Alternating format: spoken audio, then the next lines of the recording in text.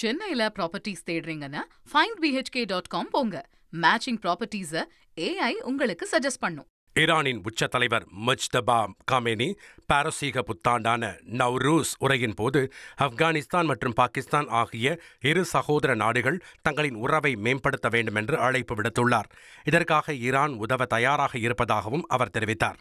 முஸ்லிம் நாடுகளுக்குள் பிளவை ஏற்படுத்த முயற்சிகள் நடப்பதாக எச்சரித்த முஜ்தபா காமேனி, துருக்கி மற்றும் ஓமன் மீது நடந்த தாக்குதல்கள் ஈரான் மேற்கொண்டவை அல்ல, அவை போலி நடவடிக்கைகள் என குற்றம் சாட்டினார்.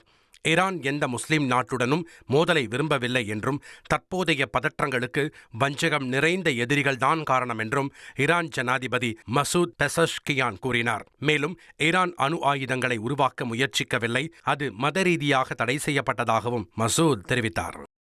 சென்னையில ப்ராப்பர்ட்டிஸ் தேடுறீங்கன்னா findbhk.com போங்க. மேட்சிங் ப்ராப்பர்ட்டிஸ AI உங்களுக்கு சஜஸ்ட் பண்ணும்.